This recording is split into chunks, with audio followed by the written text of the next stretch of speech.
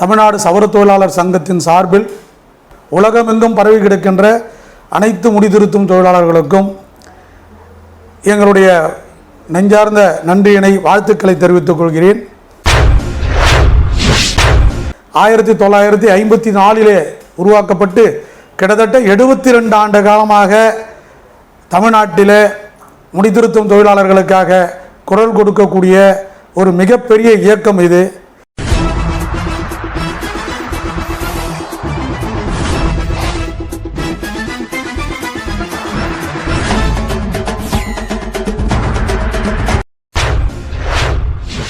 தமிழ்நாடு சவர தொழிலாளர் சங்கம் சார்பில் தொழிலாளர் தின வாழ்த்துக்கள். தமிழ்நாடு சவர தொழிலாளர் சங்கத்தின் மாநில ஒருங்கிணைப்பாளர் தனசேகரன் நமது அதிர்வலை டிவிக்கு சிறப்பு பேட்டி அளித்தார். அப்பொழுது அவர் நமது செய்தியாளரிடம் கூறுகையில், மே 1ஆம் தேதி தொழிலாளர் தினத்தை முன்னிட்டு உழைக்கும் தொழிலாளர்கள் அனைவருக்கும் தமிழ்நாடு சவர தொழிலாளர் சங்கத்தின் சார்பில் தொழிலாளர்கள் தின வாழ்த்துக்களை தெரிவித்தார். மேலும் அவர் கூறுகையில், தமிழ்நாடு சவர தொழிலாளர் சங்கம் தொழிலாளர்களுக்கு ஆற்றிய பணியை நினைவு கூர்ந்தார். வணக்கம், என்னுடைய பெயர் தனசேகரன். தமிழ்நாடு சவர தொழிலாளர் சங்கத்தினுடைய மாநில ஒருங்கிணைப்பாளராக இருக்கிறேன். நாளைய தினம் மே தினம். இந்த மே தினம் என்பது தொழிலாளர் தினம். இந்த தொழிலாளர் தினத்தில் தமிழ்நாடு சவர தொழிலாளர் சங்கத்தின் சார்பில் தமிழ்நாடு மட்டுமல்ல, இந்தியா முழுவதும் இருக்கக்கூடிய அனைத்து தொழிலாளர்களுக்கும், உலகமெங்கும் பரவி கிடக்கின்ற அனைத்து முடிதிருத்தும் தொழிலாளர்களுக்கும் எங்களுடைய நெஞ்சார்ந்த நன்றியினை வாழ்த்துக்களை தெரிவித்துக் கொள்கிறேன். ஏனென்று சொன்னால், நாளைய தினம் இந்த தொழிலாளர் தினம் என்பது கிட்டத்தட்ட 2 நூற்றாண்டுகளுக்கு முன்பு 8 மணி நேரம் வேலை என்கிற அடிப்படையிலே ஒரு மிகப்பெரிய போராட்டத்தை உருவாக்கி அதன் விளைவாக அந்த மே 1 என்பது தொழிலாளர் தினமாக கடைபிடிக்கப்பட்டது. அந்த தினத்தை நம்முடைய சமூகத்தைச் சேர்ந்த முடிதிருத்தும் தொழிலாளர்கள் அனைவருக்கும் இந்த நேரத்தில் இனிய வாழ்த்துக்களை தெரிவித்துக் கொள்கின்றோம். சவர தொழிலாளர் சங்கம் என்பது சாதாரண ஒரு சங்கம் என்று சொல்லிவிட முடியாது. இது ஒரு தாய் சங்கம். 1954 உருவாக்கப்பட்டு கிட்டத்தட்ட 72 ஆண்டு காலமாக தமிழ்நாட்டில் முடிதிருத்தும் தொழிலாளர்களுக்காக குரல் கொடுக்கக்கூடிய ஒரு மிகப்பெரிய இயக்கம் இது. பல்வேறு தலைவர்களை கண்ட இயக்கம் இது. இந்த இயக்கத்தினுடைய கொள்கை கோட்பாடுகள்லாம் அப்படின்னும்போது, இந்த சமூகத்தில் பிறந்த ஒவ்வொருத்தருக்கும் கல்வி உரிமை, வேலை வாய்ப்பு கிடைக்கணும், தீண்டாமையை ஒழிக்கணும், வாழ்க்கையில் முன்னேறணும், அதுக்கு உண்டான வேலைகளை பணிகளை செய்வதற்காகத்தான் இந்த சங்கம் பாடுபட்டு கொண்டிருக்கிறது என்பதை யாருமே மறந்துவிடக்கூடாது. நாம் கடந்த 2019 திண்டுக்கல்லில் ஒரு கலைவாணி என்ற ஒரு 12 வயசு சிறுமி, அந்த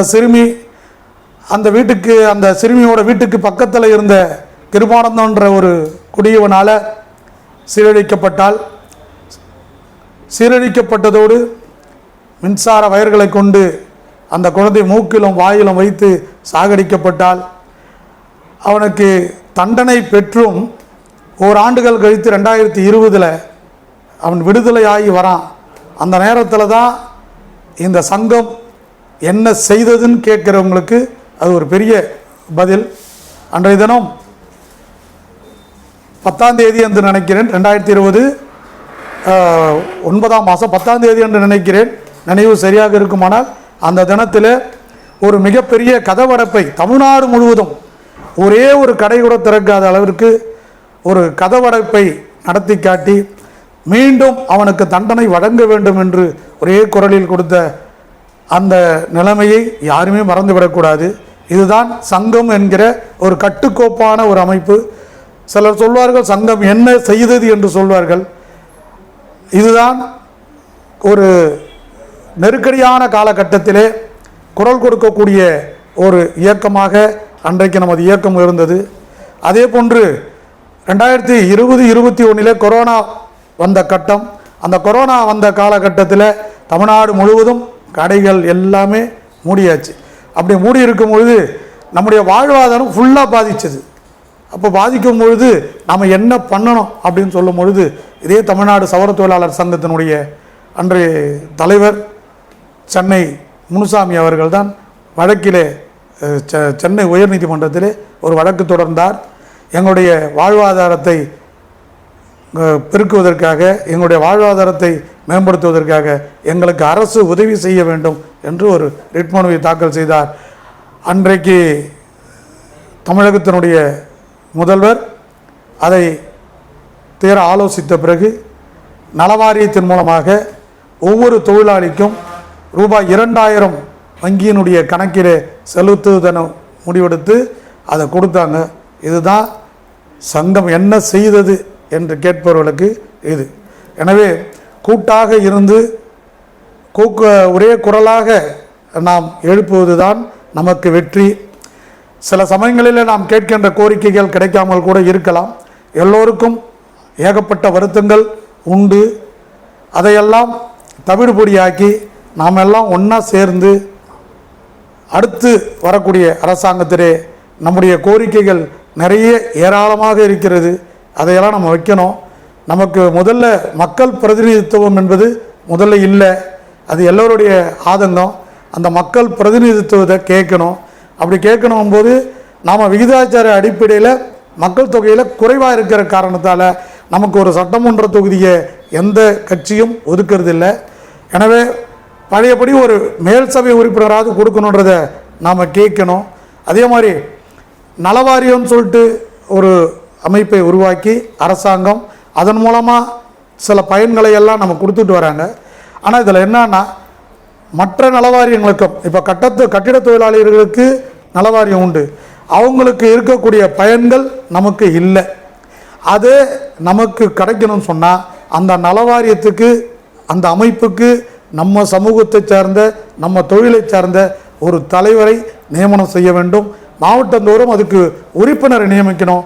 இந்த கோரிக்கையெல்லாம் நம்ம வைக்கணும். அதே மாதிரி ஏழை தொழிலாளர்களுக்கெல்லாம் வீட்டு வசதி வாரியம் நம்ம ஒரு 25 வருஷம் பின்னோக்கி போனோம்னு சொன்னால் அன்னைக்கு வீட்டு மனை பட்டா கொடுப்பாங்களா அப்படின்னு தான் அரசாங்கத்துக்கிட்ட கோரிக்கை வச்சோம். ஆனால் இன்றைக்கி அது முடியல.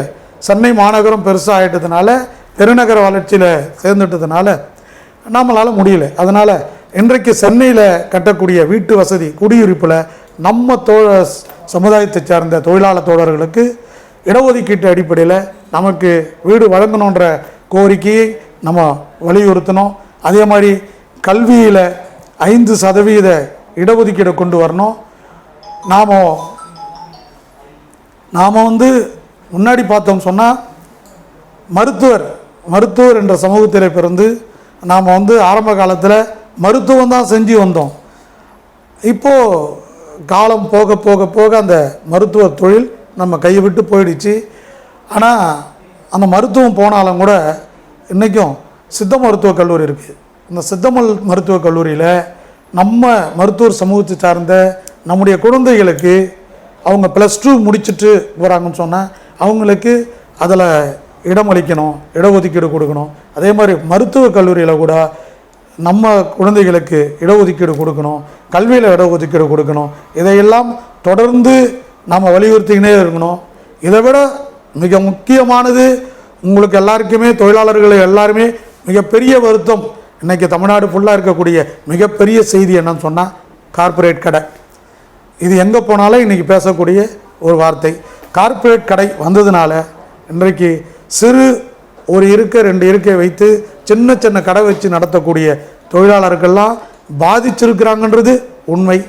இதை அரசிடம் தகுந்த முறையில் தெரிவித்து அதற்கு ஏதாவது ஒரு சட்ட ஒதுக்கீடுகள் செய்து நமக்கென்று ஒரு சட்டப்பிரிவுகளை உருவாக்கி நம்முடைய வாழ்வாதாரத்தை காப்பாற்ற வேண்டும் என்று நாம் இந்த நல்ல நேரத்தில் வருகின்ற அரசிடத்தில் நாம் அவர்களுக்கு கோரிக்கை வைப்போம் என்ற கோரிக்கையெல்லாம் உங்களிடத்தில் சொல்லி இந்த மே தின நாளைய தினம் நடைபெறுகிற இந்த மே தினம் மிகச் சிறப்பாக இந்த ஆண்டு முழுவதும் தொழிலாளர்கள் மிக சிறப்பான முறையோடு வாழ்க்கை நல்ல வளமுற வளரவும், தொழில் வளர்ச்சி மேம்படுத்திடுவோம்.